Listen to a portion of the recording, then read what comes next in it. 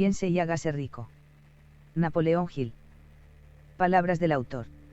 En cada capítulo de este libro, que ha hecho fortunas para centenares de hombres extraordinariamente ricos a quienes he analizado de manera exhaustiva durante muchísimos años, se habla del secreto de cómo hacer dinero. El secreto me lo señaló Andrew Carnegie, hace más de medio siglo. El anciano escocés, astuto y encantador, me lo lanzó sin mayor cuidado cuando yo era apenas un niño. Luego se recostó en la silla, con un destello de alegría en los ojos, y me miró detenidamente para ver si yo había comprendido todo el significado de lo que me acababa de decir. Al ver que yo había captado la idea, me preguntó si estaría dispuesto a pasarme 20 años o más preparándome para ofrecérselo al mundo, a hombres y mujeres que, sin ese secreto, podían llevar una vida de fracasos. Le respondí que sí, y con la ayuda del señor Carnegie, he mantenido mi promesa. Este libro contiene ese secreto, puesto a prueba por centenares de personas de casi todas las clases sociales. Fue idea del señor Carnegie que esta fórmula mágica, que le proporcionó una fortuna estupenda, debía ponerse al alcance de la gente que no tiene tiempo para investigar cómo ganan los hombres dinero, y fue su deseo que yo pusiera a prueba y demostrara la eficacia de la fórmula a través de la experiencia de hombres y mujeres de todas las vocaciones. Él opinaba que la fórmula debía enseñarse en todas las escuelas y universidades públicas, y expresaba la opinión de que, si fuese enseñada de forma adecuada, revolucionaría el sistema educativo hasta tal punto que el tiempo que pasamos en la escuela se vería reducido a menos de la mitad. En el capítulo sobre la fe, usted leerá la sorprendente historia de la organización de la gigantesca United States Steel Corporation, tal como fue concebida y llevada a cabo por uno de los jóvenes por medio de los que el señor Carnegie demostró que su fórmula funcionaría con todo el que estuviera preparado para ella. Esta sola aplicación del secreto, ejecutada por Charles M. Schwab, le dio una fortuna inmensa, tanto en dinero como en oportunidades. Más o menos, esa particular aplicación de la fórmula le valió $600 millones. Estos hechos, bien sabidos por la mayoría de las personas que conocieron al señor Carnegie, le dan una buena idea de lo que la lectura de este libro puede reportarle, siempre y cuando usted sepa qué es lo que quiere. El secreto fue revelado a centenares de hombres y mujeres que lo han empleado para su beneficio personal, tal como el señor Carnegie había planeado. Algunos han hecho fortunas con él. Otros lo han aplicado con éxito para crear la armonía en su hogar. Un sacerdote lo empleó con tal eficacia que le reportó unos ingresos de más de $75.000 anuales. Arthur Nash, un sastre de Cincinnati, usó su negocio casi en bancarrota como conejillo de Indias para poner a prueba la fórmula. El negocio resurgió y permitió a su dueño hacer una fortuna. Todavía continúa prosperando, aunque el señor Nash ya ha fallecido. El experimento resultó tan sorprendente que los periódicos y las revistas le hicieron publicidad muy elogiosa por valor de más de $1 millón. El secreto fue revelado a Stuart Austin Weir, de Dallas, Texas. Él estaba preparado para recibirlo, hasta el punto de abandonar su profesión y ponerse a estudiar derecho. Tuvo éxito. También relataremos esa historia. Cuando trabajaba como director de publicidad de extensión de la Universidad de La Salle, que entonces era apenas algo más que un nombre. Tuve el privilegio de ver cómo J.G. Chaplain, presidente de la universidad, usaba la fórmula con tanta eficacia que hizo de La Salle una de las escuelas de extensión más importantes del país. El secreto al que me refiero es mencionado no menos de un centenar de veces a lo largo de este libro. No se lo nombra directamente, ya que parece funcionar con más éxito cuando se lo descubre y expone a la vista, cuando quienes están preparados pueden captarlo en su búsqueda. Por eso, el señor Carnegie me lo señaló tan tranquilamente, sin darme su nombre específico. Si usted está preparado para ponerlo en práctica, reconocerá este secreto al menos una vez en cada capítulo. Me gustaría tener el privilegio de decirle cómo sabrá si está preparado, pero eso le privaría de muchos de los beneficios que recibirá cuando haga el descubrimiento por sus propios medios. Si usted ha estado desanimado o ha tenido que superar dificultades extraordinarias, si ha probado y ha fracasado, si se ha visto disminuido por la enfermedad o por defectos físicos, la historia del descubrimiento de mi hijo y la aplicación de la fórmula Carnegie pueden probar ser el oasis que usted ha estado buscando en el desierto de la esperanza perdida. Este secreto fue utilizado por el presidente Woodrow Wilson durante la Primera Guerra Mundial. Fue revelado a cada soldado que luchó en el frente, cuidadosamente disimulado en el entrenamiento que recibieron antes de ir a luchar. El presidente Wilson me dijo que ese fue un factor importante en la obtención de los fondos necesarios para la guerra. Una característica peculiar de este secreto es que quienes lo adquieren y lo emplean se ven literalmente arrastrados hacia el éxito. Si usted lo duda, lea los nombres de quienes lo han puesto en práctica, donde sea que se mencionen, constate usted mismo sus logros y convénzase. Nunca obtendrá nada a cambio de nada. El secreto al que me refiero no se puede obtener sin pagar un precio, aunque éste sea muy inferior a su valor. No pueden alcanzarlo a ningún precio aquellos que no lo estén buscando intencionadamente. Es imposible conocerlo a la ligera, y no se puede comprar con dinero, porque viene en dos partes. Una de ellas está ya en posesión de quienes se encuentran preparados para él. El secreto sirve por igual a todos aquellos que estén preparados para recibirlo. La educación no tiene nada que ver con él. Mucho antes de que yo naciera, el secreto alcanzó a ser propiedad de Thomas Alva Edison, el cual lo utilizó de manera tan inteligente que llegó a ser el inventor más importante del mundo, aunque apenas asistió a la escuela por solo 3 meses. El secreto fue transmitido a Edwin C. Barnes, un socio de Edison, que lo utilizó con tanta eficacia, que, aunque solo ganaba unos $12,000 anuales, acumuló una gran fortuna y se retiró del mundo de los negocios cuando todavía era muy joven. Se encontrará esta historia al comienzo del primer capítulo. Usted se convencerá de que la riqueza no está más allá de su alcance, que todavía puede llegar a ser lo que anhela, que el dinero, la fama, el reconocimiento y la felicidad pertenecen a todo aquel que esté preparado y decidido a tener esos beneficios. ¿Cómo sé todas estas cosas? Usted deberá saberlo antes de que haya terminado este libro. Quizá lo descubra en el primer capítulo, o en la última página. Mientras llevaba a cabo una tarea de 20 años de investigación, con la que me había comprometido a instancias del señor Carnegie, analicé a centenares de hombres famosos, y muchos de ellos admitieron que habían acumulado su vasta fortuna mediante la ayuda del secreto de Carnegie. Entre aquellos hombres se encontraban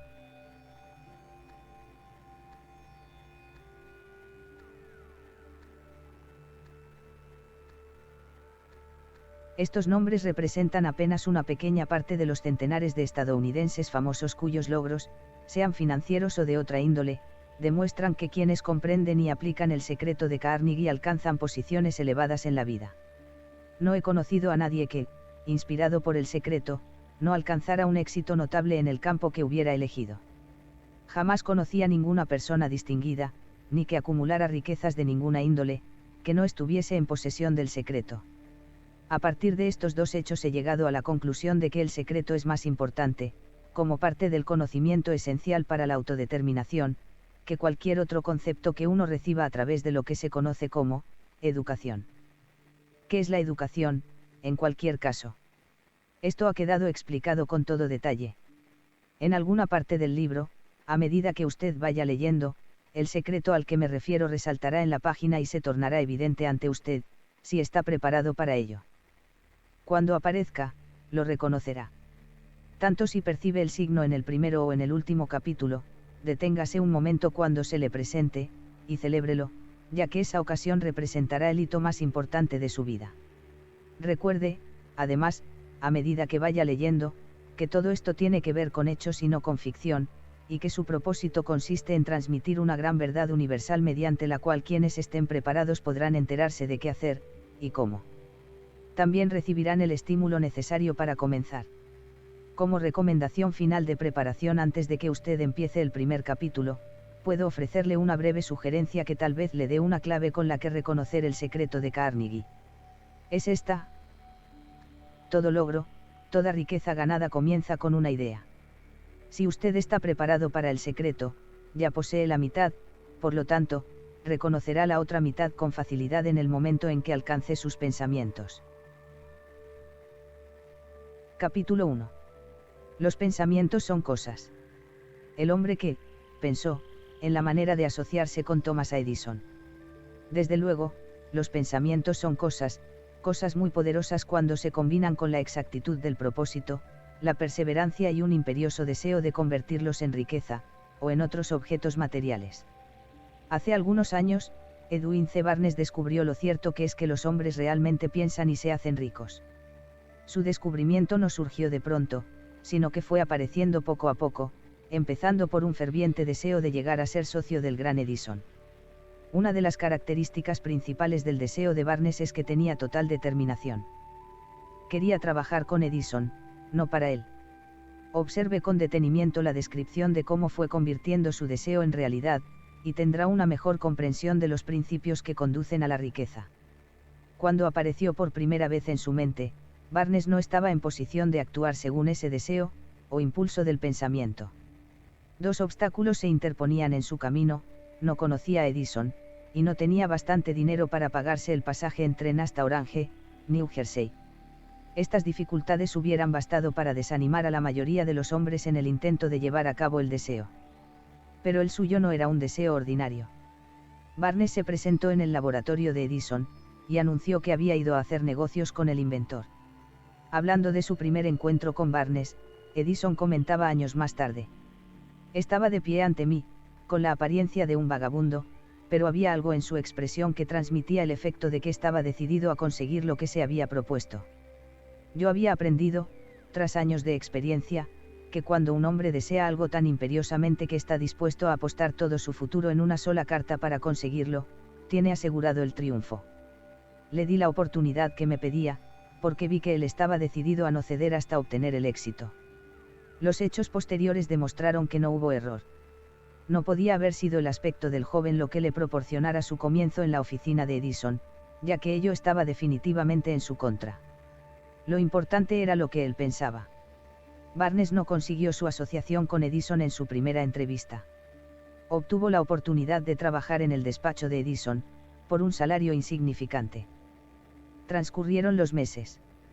En apariencia, nada había sucedido que se aproximase al codiciado objetivo que Barnes tenía en mente como su propósito inicial y decidido. Pero algo importante estaba sucediendo en los pensamientos de Barnes. Intensificaba constantemente su deseo de convertirse en socio de Edison. Los psicólogos han afirmado, con todo acierto, que, cuando uno está realmente preparado para algo, aparece. Barnes se hallaba listo para asociarse con Edison, además, estaba decidido a seguir así hasta conseguir lo que buscaba. No se decía a sí mismo: oh bueno, ¿para qué insistir? Supongo que acabaré por cambiar de idea y probaré un trabajo de vendedor. En vez de eso, se decía: he venido aquí para asociarme con Edison, y eso es lo que haré aunque me lleve el resto de la vida. Estaba convencido de ello. ¿Qué historia tan diferente contarían los hombres si adoptaran un propósito definido, y mantuvieran ese propósito hasta que el tiempo lo convirtiese en una obsesión obstinada? Quizás el joven Barnes no lo supiera en aquel entonces, pero su determinación inconmovible, su perseverancia en mantenerse firme en su único deseo, estaba destinada a acabar con todos los obstáculos, y a darle la oportunidad que buscaba. Los astutos disfraces de la oportunidad. Cuando la oportunidad surgió, apareció con una forma diferente y desde una dirección distinta de las que Barnes había esperado. Ese es uno de los trucos de la oportunidad. Tiene el curioso hábito de aparecer por la puerta de atrás, y a menudo viene disimulada con la forma del infortunio, o de la frustración temporal. Tal vez por eso hay tanta gente que no consigue reconocerla. Edison acababa de perfeccionar un nuevo invento, conocido en aquella época como la máquina de dictar de Edison. Sus vendedores no mostraron entusiasmo por ese aparato. No confiaban en que se pudiera vender sin grandes esfuerzos. Barnes vio su oportunidad, que se había colado discretamente, oculta en una máquina estrambótica que no interesaba más que a Barnes y al inventor. Barnes supo que podría vender la máquina de dictar de Edison. Se lo sugirió a este, y, de inmediato, obtuvo su oportunidad. Vendió la máquina. En realidad, lo hizo con tanto éxito que Edison le dio un contrato para distribuirla y venderla por toda la nación. A partir de aquella asociación, Barnes se hizo rico, pero también consiguió algo mucho más importante: demostró que uno, realmente, puede pensar y hacerse rico. No tengo forma de saber cuánto dinero en efectivo reportó a Barnes su deseo. Tal vez fueran 2 o 3 millones de dólares, pero la cantidad, cualquiera que sea, se torna insignificante cuando se la compara con la posesión que adquirió en forma de conocimiento definido de que un impulso intangible se puede transmutar en ganancias materiales mediante la aplicación de principios conocidos. Barnes literalmente se pensó a sí mismo en sociedad con el gran Edison. Se pensó dueño de una fortuna. No tenía nada con que empezar, excepto la capacidad de saber lo que deseaba, y la determinación de mantenerse fiel a ese deseo hasta haberlo realizado. A casi 1 metro del oro. Una de las causas más comunes del fracaso es el hábito de abandonar cuando uno se ve presa de una frustración temporal. Todos somos culpables de este error en un momento u otro. Un tío de R. Darby fue presa de la fiebre del oro, en los días en que era una fiebre endémica, y se fue al oeste a cavar para hacerse rico. Nunca había escuchado que se ha extraído más oro de los pensamientos de los hombres que el que se ha sacado de la tierra. Obtuvo una licencia y se fue a trabajar con el pico y la pala. Después de varios meses de trabajo fue recompensado con el descubrimiento del brillante mineral. Necesitaba maquinaria para extraer el mineral a la superficie. Con discreción, cubrió la mina, volvió sobre sus pasos a su hogar en Williamsburg, Maryland, y les habló a sus parientes y a algunos vecinos del hallazgo. Todos reunieron el dinero necesario para la maquinaria, y la enviaron a la mina. Darby y su tío volvieron a trabajar en ella. Extrajeron el primer carro de mineral y lo enviaron a un fundidor. Las utilidades demostraron que poseían una de las minas más ricas de Colorado. Con unos pocos carros más de mineral saldarían todas las deudas. Entonces empezarían a ganar dinero en grande. Hacia abajo iban los taladros. Hacia arriba iban las esperanzas de Darby y de su tío.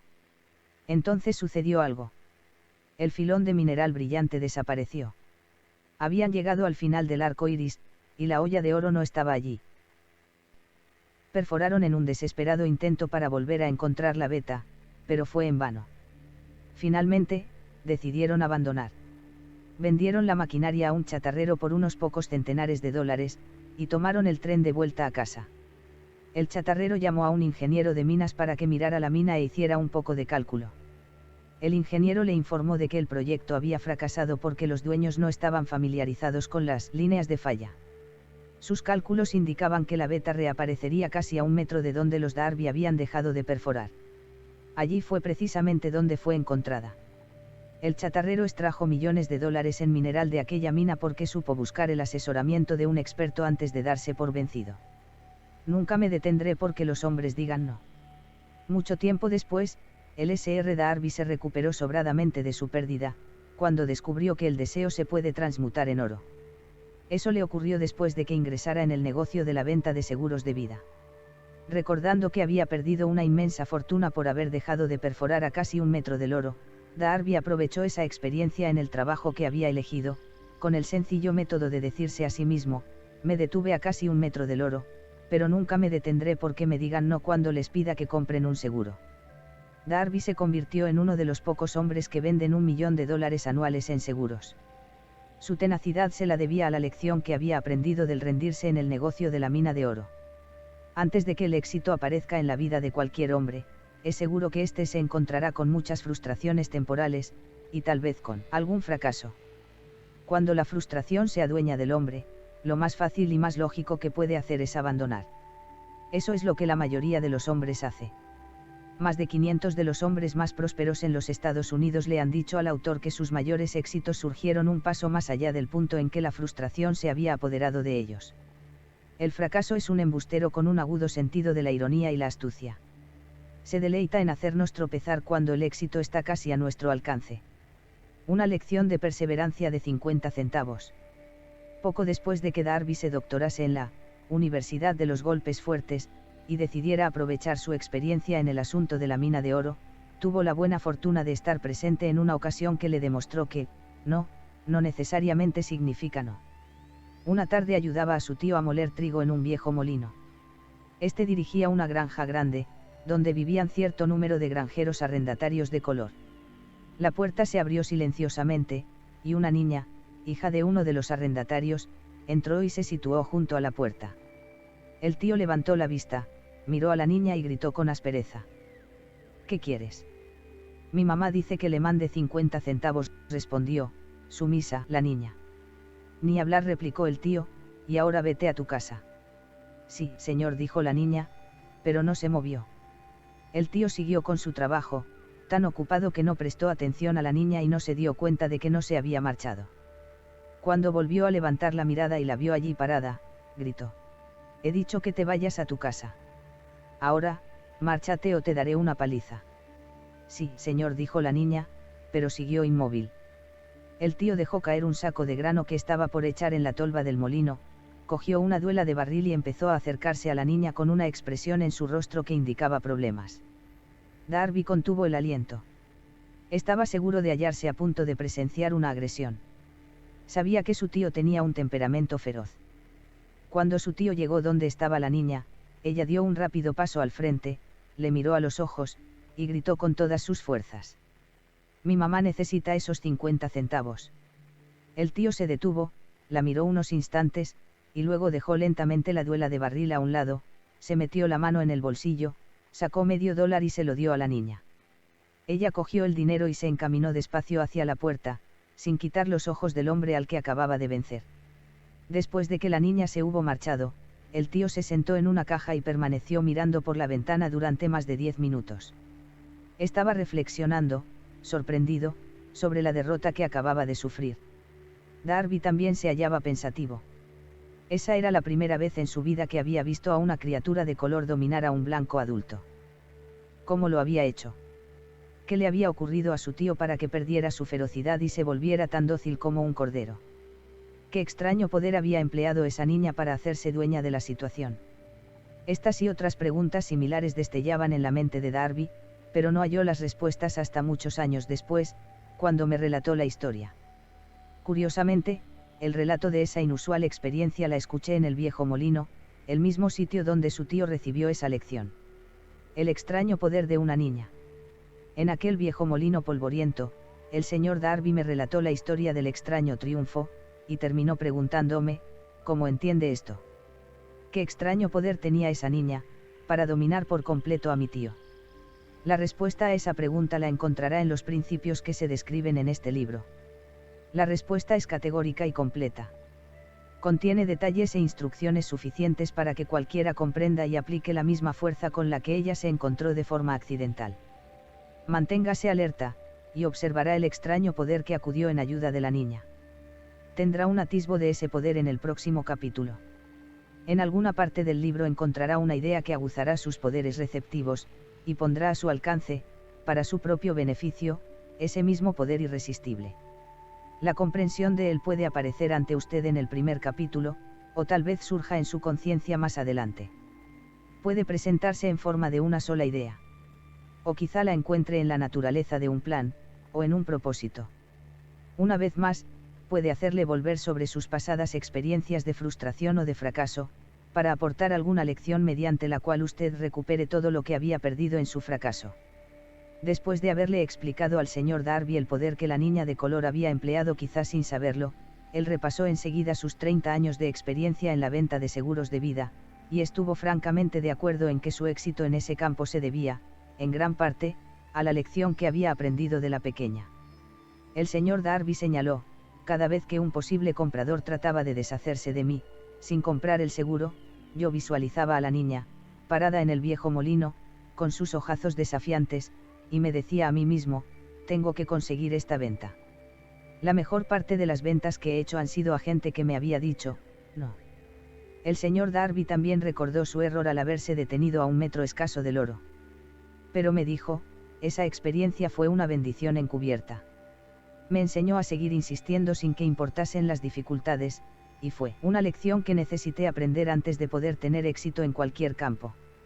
Esta historia del señor Darby y de su tío, de la niña y de la mina de oro, sin duda la leerán centenares de hombres que se ganan la vida vendiendo seguros de vida, y el autor desea ofrecer a todos ellos la sugerencia de que Darby le debe a esas dos experiencias su capacidad para vender más de $1 millón anuales en seguros de vida.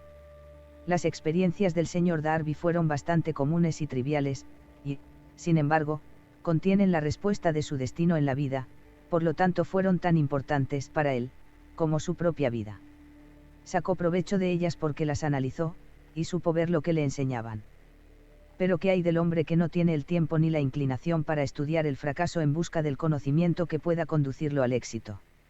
¿Dónde y cómo va a aprender el arte de convertir los fallos en escalones hacia la oportunidad? Para responder a esas preguntas se ha escrito este libro. Todo lo que usted necesita es una buena idea. La respuesta se expone en una descripción de 13 principios, pero recuerde, a medida que vaya leyendo, que la respuesta que quizás usted está buscando a las preguntas que le han hecho reflexionar en los misterios de la vida, puede encontrarla en su propia mente, a través de alguna idea, plan o propósito que tal vez surja en su mente durante la lectura. Una buena idea es todo lo que se necesita para alcanzar el éxito. Los principios descritos en este libro contienen medios y maneras de crear ideas útiles. Antes de seguir adelante con nuestro enfoque para describir esos principios, creemos que merece la pena recibir esta importante sugerencia. Cuando las riquezas empiezan a aparecer, lo hacen con tanta rapidez, y en tal abundancia, que uno se pregunta dónde habían estado escondidas durante todos esos años de necesidad. Esta es una afirmación sorprendente, y tanto más si tenemos en cuenta la creencia popular de que la riqueza premia solo a quienes trabajan duro durante mucho tiempo. Cuando usted comience a pensar y a hacerse rico, observará que la riqueza empieza a partir de un estado mental, con un propósito definido, con poco trabajo duro, o sin ninguno. Usted, y cualquier otra persona, pueden estar interesados en saber cómo adquirir ese estado mental que atraerá la riqueza. He pasado 25 años investigando porque también yo quería saber, cómo los ricos llegan a ser ricos. Observe con mucha atención tan pronto como domine los principios de esta manera de pensar, y empiece a seguir las instrucciones para aplicar esos principios, que su nivel económico empezará a crecer, y que todo lo que usted toque comenzará a transmutarse en haberes de su propio beneficio. Imposible. De ninguna manera. Una de las mayores debilidades de la especie humana es la típica familiaridad del hombre con la palabra, imposible. Él conoce todas las reglas que no darán resultado. Sabe todas las cosas que no se pueden hacer.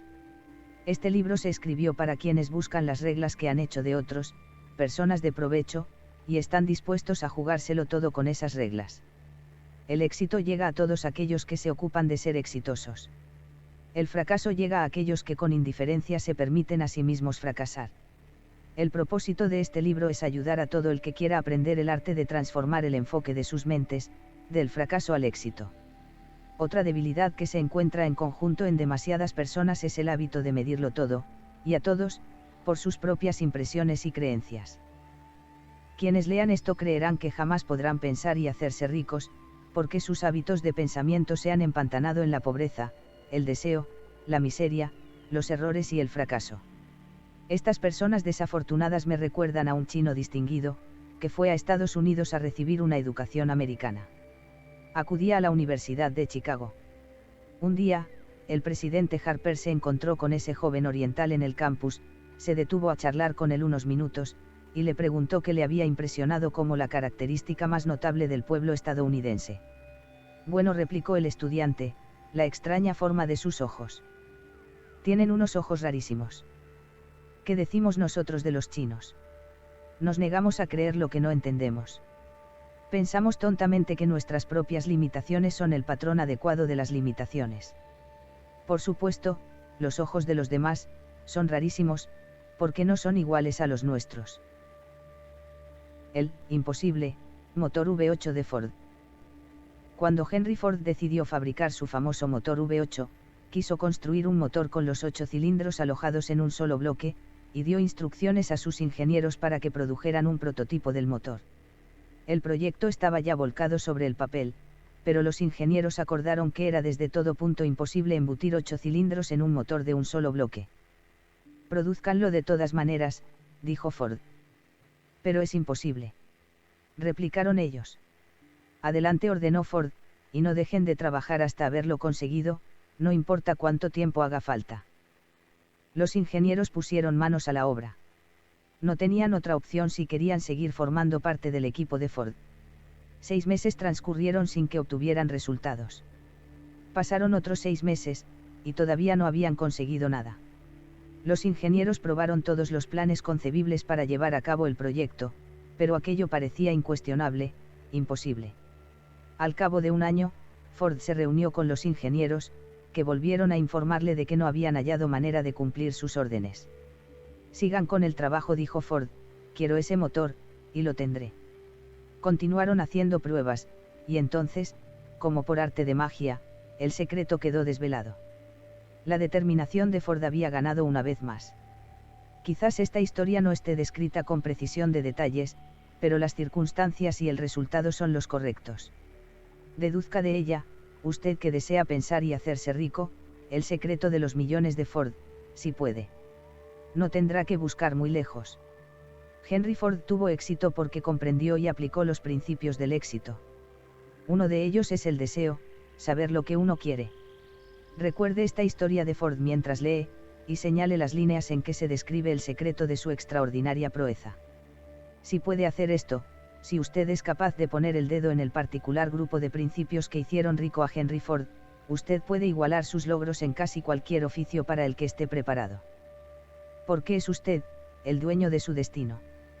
Cuando Henley escribió sus proféticas palabras, soy el dueño de mi destino, soy el capitán de mi alma, debería habernos informado de que nosotros somos los dueños de nuestro destino, los capitanes de nuestra alma, porque tenemos el poder de controlar nuestros pensamientos. Debería habernos dicho que nuestro cerebro se magnetiza con los pensamientos dominantes que llevamos en la mente, y que, por mecanismos que nadie conoce bien, estos imanes atraen hacia nosotros las fuerzas, las personas, las circunstancias de la vida que armonizan con la naturaleza de nuestros pensamientos dominantes. Debería habernos dicho que, antes de poder acumular riquezas en abundancia, tenemos que magnetizar nuestra mente con un intenso deseo de riqueza, que hemos de tomar conciencia de la riqueza hasta que el deseo por el dinero nos conduzca a hacer planes definidos para adquirirlo. Pero, al ser un poeta, y no un filósofo, Henley se contentó con afirmar una gran verdad de manera poética, dejando que sus lectores interpretaran el significado filosófico de sus líneas. Poco a poco, la verdad ha ido desvelándose, hasta que ahora parece cierto que los principios descritos en este libro contienen el secreto del dominio sobre nuestro destino económico. Principios que pueden cambiar su destino. Ahora estamos preparados para examinar el primero de esos principios. Mantenga una actitud de apertura mental y recuerde, a medida que vaya leyendo, que no son invención de nadie. Son principios que han funcionado para muchos hombres. Usted puede ponerlos a trabajar para su propio beneficio permanente. Verá qué fácil es. Hace algunos años, pronuncié el discurso de la entrega de diplomas en el Salem College, en Salem, Virginia Occidental. Acentué el principio descrito en el próximo capítulo con tal intensidad, que uno de los miembros de la clase que obtendría el diploma se lo apropió, y lo convirtió en parte de su forma de ver la vida. Ese joven llegó a ser miembro del Congreso y un personaje importante en la administración de Franklin D. Roosevelt.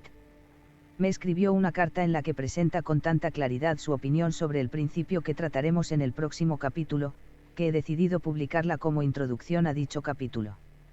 Le dará una idea a usted de los beneficios que le esperan. Estimado Napoleón, dado que mi servicio como miembro del Congreso me ha proporcionado cierta comprensión de los problemas de hombres y mujeres, le escribo para ofrecerle una sugerencia que puede ser útil a millares de personas. En 1922, usted pronunció un discurso en la entrega de diplomas en el Salem College, cuando yo era miembro de la clase que los recibiría. En aquel discurso, usted plantó en mi mente una idea a la que debo la oportunidad que ahora tengo de servir a la gente de mi estado, y que será responsable, en gran medida, de cualquier éxito que yo pueda alcanzar en el futuro. Recuerdo, como si hubiese sido ayer, la maravillosa descripción que usted hizo del método por el que Henry Ford, con muy pocos estudios, sin $1, sin amigos influyentes, llegó tan alto. Entonces resolví, incluso antes de que usted hubiera acabado su discurso, que me haría un lugar en la vida, sin que importara cuántas dificultades tuviera que afrontar.